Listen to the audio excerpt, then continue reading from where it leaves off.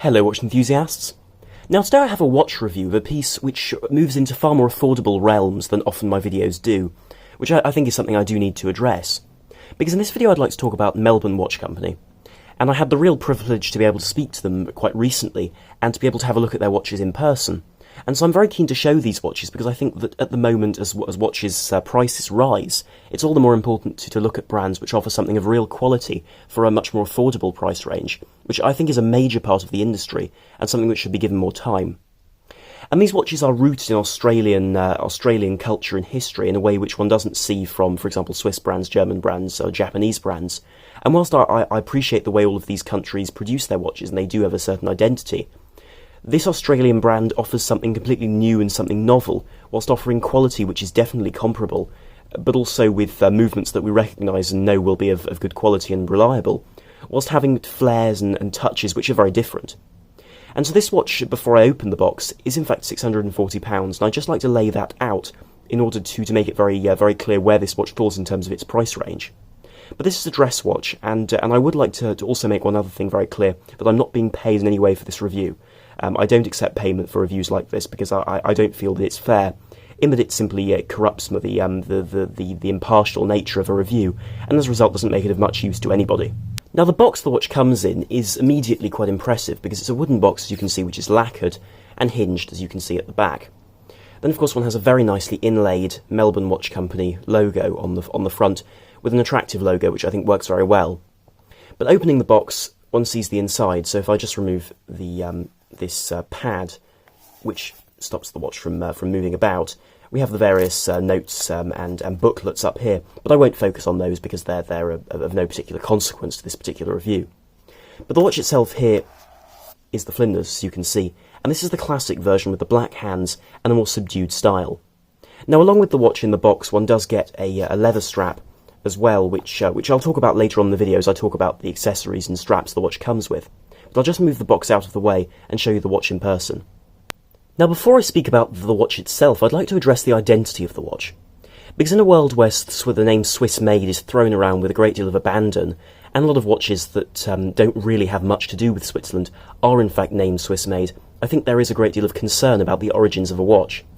And so whilst this watch does feature a Swiss movement, I appreciate the fact this watch is rooted in terms of Australian style and in terms of Australian history.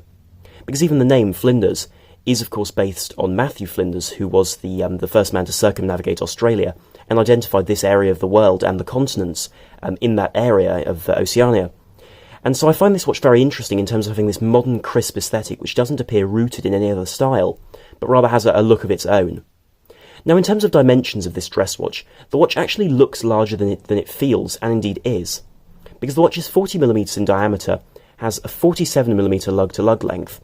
and then 20mm lug width, and is only 11mm thick. And so the watch has a certain size which allows it to bridge that gap between larger sports watches and the much smaller 35 or 36mm dress watches that one sometimes sees. And I think this is very well conceived because, in truth, I think this will satisfy the vast majority of people in terms of a size which is reasonable and doesn't feel small, but nonetheless is comfortable on the wrist, and thanks to the curvature of those lugs, which I'll talk about in a moment, the watch certainly does wear well. Of course, the watch is designed to be a dress watch, and it serves that purpose very well, because the case of the watch is stainless steel and has a very wide finishing of brushed and polished finishes. And I must admit, when I first saw this watch, this was the element which first caught my eye, aside from the dial. Because the sides of the case, as you can see, as are split up by the lugs, which are in fact attached to the case back and not the top of the watch, are brushed, but they're brushed with a finesse which is also seen on the top of the lugs. And this brushing, I must admit, I would expect to see on a watch twice the price of this. It's very impressive how they've been able to achieve such good quality brushing, because brushing is one of those things that certainly does show the quality of finishing. Because whilst a polish at a distance can appear of high quality or low quality without any real sort of inspection, when one looks at a brushed finish, the finish of the metal itself, the fine grain of it, is immediately apparent. And here we see a quality of brushing which really is very impressive, and is finished off with bevels, as you can see on the lugs, which are very sharp and crisp. Now the brushing continues around the round of the case and creates this clear layering of the case, which I think is very aesthetically pleasing. Of course, above this and below this we see polished elements on the sides of that case back and on that large bezel, which protects the crystal very well, but doesn't serve to make the watch look any larger than it should perhaps look. Of course, the sides of the lugs are also polished and further break up the design, which allows this watch to avoid any danger of appearing simple in terms of finishing, because I know that Longines, for example, with their fully polished cases, have had this trouble levelled at them, where I think this can sidestep that issue very, very easily, thanks to this choice of a very careful and very varied finish quality and variety of finishes. The case back, as you can see, is also brushed and screwed into place, though I'll talk about the case back in but a moment. If one moves over to the side of the case, the crown is also very well finished with a very deep engraving, as you can see, which really is by no means a laser etching. It's a very deep embossed finish with a cog style of crown, which is a slight complaint I have about this watch. But whilst finishing is excellent, I will talk about the one slight difficulty I think this crown has later on in the video, because I think it is a minor niggle, but I'd like to address that later in the video just as a slight comment. Of course, atop the watch is a sapphire crystal, a flat sapphire crystal in this case, which carries off the modern design of this watch very, very well, because I don't think a domed crystal would have worked with this design at all, and would have lost that flair of a modern, crisp, and wholly contemporary design, which is also seen in those blacked hands, which work very, very well. Now, the dial of the watch is an interesting piece as well, because the dial, I think, offsets the case very well, and whilst I'm talking about the case itself in relation to the dial, the case is available for £15 more, so moving up to £655, in a PVD gold finish, which is for those who want something a bit more flamboyant, though I must admit my favourite is this understated silver. Now, the dial is a major success on this watch because I think it works very, very well to unify the design under one very attractive aesthetic. And Melbourne Watch Company have been known now for their layering of dials, and this certainly isn't lost here, as we see this sort of ship deck style of teak pattern across the centre of the dial, which is lower, as you can see, to the section with those applied indices. And this is very well finished and in a similar silver, though because of its different forms, it catches the light very differently to the rest of the dial, and as a result emphasises that depth extremely effectively. And of course, when one uses blacked hands like these, using depth is extremely important to be able to create an element of interest on the dial, especially in a dress watch of this type, which will be worn for most part in the office or at formal occasions. Because thanks to the slightly more bold style of this watch, I think it'll work very well as a daily watch, not simply a dress watch, which is a compliment to this watch, I think, as a more versatile piece. If one does spend £640 on it, one certainly is getting the maximum wearability out of it. Now, in terms of the branding on the front, I do appreciate the fact that the Melbourne Watch Company have chosen their logo well. It's a simple logo, but I think incorporates the name and also the use of watch hands very well to create something which is modern, playful, and again, as is the case with the rest of the watch, isn't rooted in that design which is so classical in Switzerland, for example, at the moment, with what they tend to produce. And so we see Melbourne Watch Company with a star on either side, which is raised off that base of the dial, which again helps to create that depth, with Flinders on a separate tab at the bottom. Now, running around the edge of that, as you can see, is that ring which sits proud of the dial and allows those indices to be the centre of attention in terms of their focus.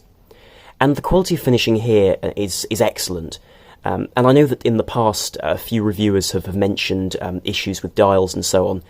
with Melbourne Watch Company in terms of some marks and aspects, and there's nothing to be seen on this watch. This example is in absolutely pristine finishing and condition, which I'm very impressed by. And one has to note as well that the brand Melbourne Watch Company is now completely assembled in-house and made in-house in terms of the production of the parts and the assembly, which allows extremely good quality control to be able to really have a look at things before they leave, which is appreciated on a watch like this, especially at this price range, where occasionally one does see brands where quality control simply isn't there. But the indices on this watch are very, very well finished. As you can see, their surface is brushed with a polished end to them, which allows them to catch the light but also appear quite subdued and simple against the dial, but by no means lose any sort of legibility.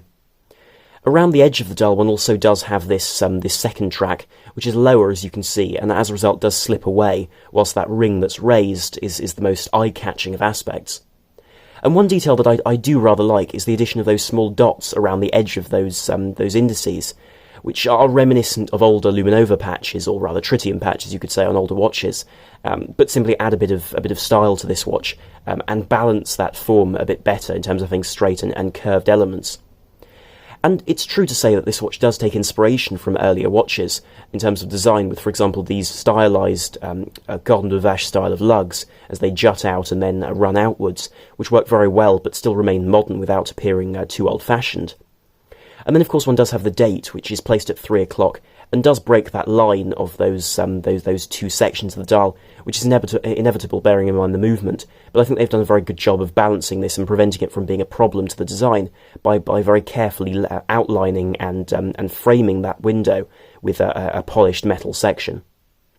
Now, the hands are an interesting piece, because the hands are these straight black hands, which at first appear quite simple, and in photographs I thought would be a bit overly simplified for this watch. But actually they work extremely well, because they are available in either black on this classic version or blue on the more modern variant. And either is attractive, though I must say I think with the black strap the black hands go extremely well with that very well cut out M for Melbourne on the counterweight of the second hand. Also, this is one gripe that I think a lot of people do have with a lot of other watches, is that the hands aren't always the right length. Sometimes they're too short, whereas I think these hands are just the right length, as they fit in with the forms of the dial, with the hour hand fitting within that central ring, whilst the minute hand reaches to the indices themselves without any problem in terms of there being a gap. Now, beating inside the watch is a Sleater SW200, and the SW200 is a very good choice for this watch, because while still remaining affordable, it's an extremely well-proven movement, with very, very high quality, and of course that high beat rate, which allows the second hand to run very, very smoothly around the edge of the dial without any jumping and stuttering, which would, I think, perhaps affect the way this watch looked, and simply would affect the look of that second hand. Because whilst it can be alright to have a second hand which doesn't quite reach the indices if the beat rate is low, if one has a high beat rate like this, having it run just beyond those indices with that very precise and clear beat rate is an extremely appealing choice. Now, one can also see the movement through the exhibition case back, and as you can see, the build of the case is quite interesting, because you have the back plate of the movement with those polished elements, with the brushed base as well as brushing behind the lugs, which is actually connected to the lugs, so at the top of the watch it comes off, whilst the lugs themselves remain attached to the case back, which I've seen on some watches, but I think works very well with this design, especially bearing in mind those different finishes. The caseback is also screwed in place, and through the exhibition caseback you can see the proprietary rotor with the Melbourne logo on that pink gold tone section, as well as 26 joules Swiss movement. Because of course this movement is a clone of the ETA 2824, but I must say I've seen no quality difference between ETA and Sleater movements, and I think I'd far rather see a Sleater in this watch, in terms of it perhaps being more affordable, and also in terms of being a movement which is proven and is safe to own, that will last for many, many years without real problems. Now, the movement is of course hacking, as you can see if one pulls the crown out, and it does have hand winding as well, and really that's my only complaint with the operation of this watch, and that is that the crown is quite small and quite difficult to hand wind as a result of being quite flat against the case. There is an easy way of pulling the crown out though, because a bevel has been cut into the back of the watch, which allows it to be very quickly pulled out, as you can see, without any real problem, which I appreciate. In terms of straps, the watch comes on these quite simple leather straps, which are well made and certainly of high quality, though I must admit I think that the strap is probably not the most flamboyant of straps. It's a very simple strap, and I imagine those who want something a bit more bold will want to just change the strap out for something a little bit more lively. But certainly the quality is there, and they are also available, as you can see, in the box with the brown strap as well, which adds a slightly warmer character to the watch, though I must admit I like the black strap with the black hands. In terms of the hardware, though, the hardware is excellent, with stainless steel Melbourne styles of architecturally inspired, one could say, styles of buckles, which work very well, and as you can see are stainless steel, with brushing on the back and a polished top with that engraved Melbourne Watch Company logo. Now, the watch I will show you now on the wrist, because I'd like to show you the way the watch wears on my wrist, which is just shy of 7 inches in circumference. Now, as you can see, the watch wears extremely well. It's 11mm thick, so as a result it does have a certain greater thickness than an ultra-slim or even a very slim dress watch, courtesy of that automatic winding, and the fact there's quite a large amount of layering and depth to the dial, which does add thickness inevitably. But the design of the watch is undoubtedly very contemporary. As you can see, the lugs arch down towards the wrist very well, and the presence is certainly there. And the watch does feel larger than a conventional dress watch, but I think works very well in terms of having a nice balance between an everyday watch, despite not having any luminescence, and of course having that comfort on the wrist. And so the watch is certainly formal, and the strap is supple out of the box, with a buckle which works very well. And as you can see, that's the placement on the wrist of a wrist which is just under 7 inches in circumference. And so as you can see, it's legible. The crown doesn't dig into the wrist as a result of being nice and small. But it's a watch which wears extremely well, actually, and is of very high quality. And certainly, despite the fact that it doesn't have luminescence, this watch is very legible. And whilst one could say that one might want luminescence on the watch, I think it may well detract from the design of the watch. Although such debate is certainly there if you do feel that way. Though I must say I feel the design of the watch works very well in terms of legibility and in terms of making a sedate but nicely designed timepiece.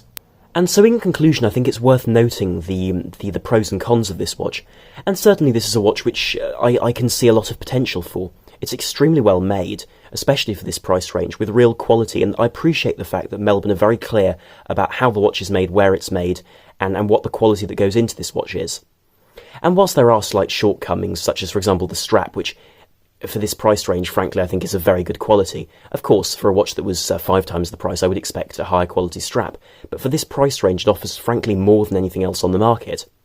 Likewise, I did describe the slight niggle about the crown, and that's true. But again, at this price range, I think the quality overall outdoes the slight details. And certainly other watches at this price range also suffer from these similar difficulties, like my Tissot, for example. It has a similar problem with its crown, and the strap is of lower quality than this watch. And so with this watch you get an extremely high quality build, a very good, clean, crisp design, which you can't argue with in terms of its general appeal, with a very, very good quality of finishing, an extremely good movement, and frankly detailing which I wouldn't expect at more than this price range. And so for a watch which is admittedly not made in Switzerland or Germany, although I'm not sure how much that's worth these days, a watch which you know where it's made, and the fact the watch has genuine identity, I think £640 is extremely reasonable for a watch of this price and quality. And so do tell me in the comments down below what you think of this watch, and indeed of this brand in general, because I've been extremely impressed, and as I've said, I'm not being paid to produce this video at all. I've just been lent this watch to take a look at it, but I really am impressed by it and the quality included. And so if you did enjoy the video, then please do like, share and subscribe to help the channel and to be able to enjoy more content here in future. So thank you very much for watching. This is the Watch Guy, out.